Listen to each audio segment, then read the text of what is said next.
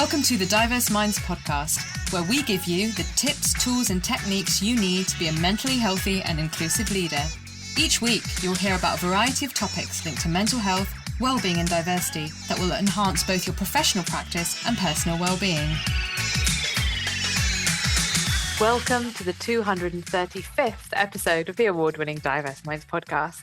Last week's episode, I talked about identifying white dominant norms and the way they play out in the workplace. So in this week's episode, I'm going to be talking about shifting white dominant norms and how this can be done. And speaking of something being difficult and changing it, have you watched my TEDx talk about the connection between culture, race, and mental health?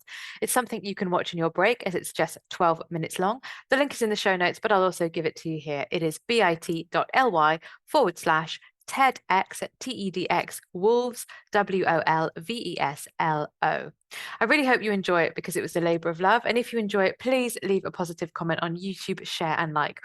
Also, don't forget to connect with me on LinkedIn, Facebook, and Twitter. So this is a series for Race Equality Week and beyond to carry on the momentum and consider systemic changes in the workplace. As I said, last week, we spoke about identifying white dominant norms in the workplace. And I also shared an email that was sent to me at a particular time that had examples listed in it of white dominant norms and how it made me feel. If you want to know more about that, do catch up on last week's episode 234.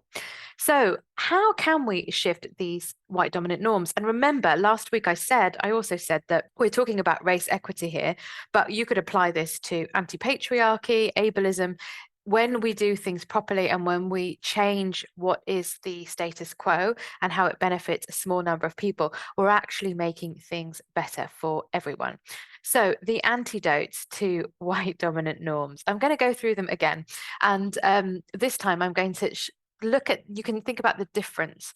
So last week we talked about either or thinking, and as the first element of white dominant norm, and the antidote to that is systems and complexity thinking. So in terms of behavior and outcome, we are looking at understanding context and intersectionality around thinking. So if racism has many faces, it looks different. It may be conscious and overt, it may be subconscious, it may be completely unconscious, absorbing the media and the things that we have had exposure to.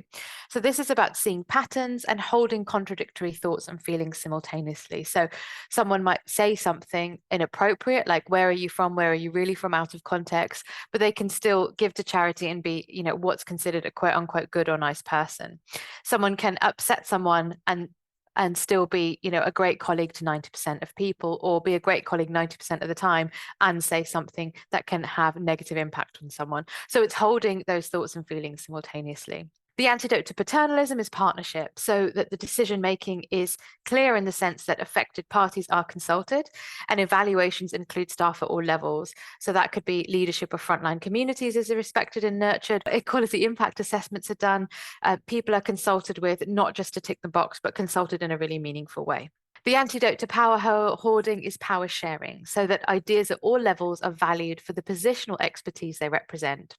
Ideas from others are requested and space is made for them to be heard and express them in a way that works for them. So it might not be face-to-face, but it might be through a survey, it might be through a chat, it might be through a voice note, but really opening up that space. And that budgets are made available for providing input on and viewing, and resources are shared equitably and appropriately as far as possible, with also holding in mind that certain things are going to need more budget than others. So let's say there's been a fire in a building. Yes, you're going to need more resources. The likelihood is you're going to need more resources to put that back together, to think about the future, maybe using more enhanced fireproof materials, for example, perhaps doing enhanced health and safety training. And maybe at that time, there is a particular strand, so potentially that doesn't require as much resource, but then the resources will be allocated to that 2 years down the road, but that is explained very clearly and that people are aware of that. So that could be an example.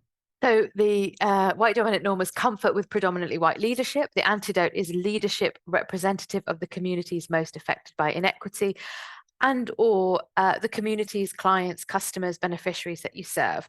And now that might seem utopian, and that's not to say that you're going to get there overnight, but it's about taking the time to think about what that would look like. So how do you plot that out if you were to reflect the communities that you served, what might your leadership look like? So looking at your global majority leadership and potential for leadership and staff at large, creating a culture with graceful awareness, acknowledging that we're all unconsciously socialized to see physical features that are more in line with Eurocentric norms. This idea of colorism, as I talk about a lot, lighter skin being better, and that's particularly an issue in the South Asian community, and being mindful of how norms of the white middle class can easily permeate main organizational culture. And remember, going back to the first episode in the series, it's not that they're harmful in and of themselves, it's the fact that that's taken as the status quo. But if you say this is the majority culture that most people feel comfortable in, but that doesn't mean it's the best one for anyone, what is the collaborative, co-produced culture that we want to create here? Knowing that it's not going to happen overnight. But that's the whole thing about the leadership conversations. So we had individualism and separatism, and the antidote to that is community and collectivism. So this is kind of what it says on the tin, thinking about that high context culture, doing things in community, communication, conversation, working together, and understanding that in order for things to change, it's not about one person doing a job, although that is important. You might want to lead on something, but that it takes everyone. So if I use the example of health and safety, yes, you need a health and safety team. Yes, you need a health and safety lead. You need someone with that expertise. But equally, if people are not reporting lone working, they're leaving trip hazards everywhere. If there's a lab environment or a chemical environment, none of those processes are followed, that health and safety team or individual can't be responsible for everything. So there needs to be this understanding between interdependence and responsibility in essence, and working for those who are impacted by the colonial legacies, actually, whether they want to talk about that or not. But there is lots of research and information about that. If we think about climate injustice and climate chaos, I think change is too mild a word, and how people might be affected by that, not right in the moment right now in the UK, although they could be, but thinking about the wider diaspora community in those conversations, so that when you do sustainability work, it really does look at the whole process around that and who might that impact. That's one example. There are lots and lots of examples of community and collectivism. I'm just giving one example there. So the white dominant norm was fear of open culture. The antidote is direct and constructive feedback for growth and learning. So people have the language and they have the space and their psychological safety for people to raise things privately and also in a group meeting in a professional and appropriate manner. And that managers are also skilled, whatever level of manager, at providing timely supportive feedback in culturally and individually responsive ways, with the aim of supporting someone's growth and learning and not humiliating them or feel like they are a terrible mistake. So the white dominant norm is priorities and timelines that perpetuate white supremacy culture. And the flip side of that is priorities and timelines set for sustainability and equity. So not just having timelines for timeline's sake, but looking at what is important and address it in the moment, and taking the time to plan a work plan, knowing that things might come in and throw that, but at least there's a plan and people are not being thrown pieces of information randomly and asked to do things as they're leaving and they need to go be with their family or friends or support network for something, and more realistic timeframes are set. Also building in time for things that might come at them, and responding to maybe national and global events based on how things took last time, and learning from that process. Superiority of the written word. And the flip side of that is all forms of communication are valued and taken seriously. So communication is kind of the whole idea of the written word as gospel is moved away, and that everyone has their preference in terms of language, because language, as we know, is linked to inclusion, it's linked to culture, power, lived experience, geography. Accents are a really important part of that. And that any editing process, because look, I make typos, I really need help. And I sent something out to some colleagues the other day and they gave me really, really helpful feedback. But it was feedback for the beneficiary experience, actually. And it was really, really helpful. It wasn't, you've done this wrong. So that process focuses on communicating more clearly to a particular audience, and that it's done with the permission of the writer or the designer, or the person who holds that piece of work, and also an appreciation for how some people will prefer to have a relationship through the spoken word, not just the written word. And I think there's also a link here with generational preferences as well. So there might be people who just love the quick messages and acronyms on Slack, and there'll be other people because they didn't grow up with Slack or didn't grow up in such a social media platform. I'm not saying Slack is social media, but in such a digitized way that won't be their preference. They want someone to phone them, and that option is available to them, for example. Transactional relationships become transformational relationships. And do check out my episode with Mark Smith from the US. He's absolutely brilliant, where we talk about transactional turning into transformational, particularly for global majority men, particularly African American men in the US. So going back to this context, it's about building relationships internally and externally that are based on trust, understanding those shared commitments, taking time to greet people, acknowledge them, and sustain caring relationships and connections. And if you've done Tetramap with me, that's all about the high water element. So really looking at that water element, that connection, the people, the empathy, and that whole idea of there's no time to do, we just got to do, where you make time for those connections and share and understand each other's cultural perspectives. But in order to do that, of course, you've got to create a psychologically safe environment. Then we had defensiveness, and the flip side of that is vulnerability. So giving and receiving feedback non-defensively. And of course, there needs to be work done in order for that to happen. Having a very clear and empowering structure to hear and address and look at grievances. And actually, before it even gets to an official grievance stage, how do people resolve differences and not have the conflict avoidance? And that skills are supported in being both self-critical and having self-compassion. And I think one of the other things around that is thinking about HR being less punitive, and using much more of a social justice, a restorative justice approach, which is based on Maori culture. That's one example, and I'm sure there are many other cultures that use a kind of restorative justice type framework.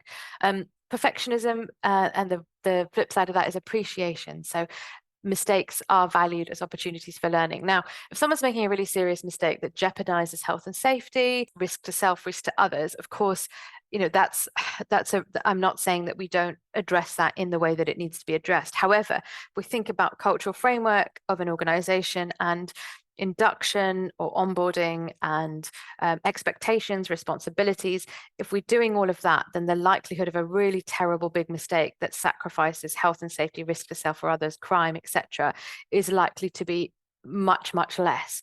I'm not saying it will never happen, it's just likely to be much less. And that there is a space for people to appreciate each other and verbally show appreciation for one another and have reward and recognition in a very honest and open way. White mediocrity, the antidote to that is fair evaluations and just promotions. And of course, this is going to look at things like disability pay gap, gender pay gap. So looking at the range of competencies, what's been historically valued, looking at how appraisals are carried out. And often these are very paper-based, they're very formulaic, but looking at that process and seeing, how do we really promote people, what's done historically. In order to do that, you do also have to look at the discomfort piece, which is, we haven't been doing this right maybe for a long time. This is why we're seeing such sticking points and what could be changed. And then changing the subject away from the role of race, it's about compassionate curiosity about how race, cultural differences, and racial biases may be at play. So assuming that there are always biases at work with respect to race and gender and ableism and disability, for example, and looking at the environment that celebrates the courage to explore racial bias, inequity, injustice in all its forms, not having caught you out, you use that word, we're not going to use that word here, dynamics. And that we all carry many assumptions, stereotypes, prejudice, biases within us, and how we might like to address and have conversations about that, how we make space for that, and also for the healing and self-reflection piece, and focus on the consciousness and behaviors and not shaming the person. So it goes back to that good bad binary. It's not saying you're bad, you're good. It's about how can we're going to hold lots of things together. We can know that two things can be true, or three things or four things at the same time that might seem contradictory. And how do we want to create the space for exploration? And of course, that's very difficult to do. You might have to upskill people. It's difficult to do, but not impossible. And it's difficult to do when you haven't got the groundwork set, but by no means is it impossible. The vocabulary, the vernacular, choosing the right people to work with you. So I really hope you're enjoying the content of this podcast. And if you are, why not join my mailing list, where you'll receive a copy of my ebook, The Mentally Healthy Leading Manager. The link to join my mailing list is bit.ly/MHLMEBK21. So I really hope this has been a useful series, discovering white dominant norms and what they are, how to recognize them, and what to do. They are complex. Like I said, they're not going to change overnight. They take a lot of thinking and consideration. You have to be prepared to embrace the discomfort and really listen to your staff. So organizations that did a lot of listening exercises, you probably have a lot of the evidence and anecdotal evidence and information there. Now it's to take that step forward, and what are you going to do? How are you going to change things? And of course, when we get a new computer, when we use a new pen or whatever it is, there is a bit of discomfort because we think, oh, the old one felt comfortable.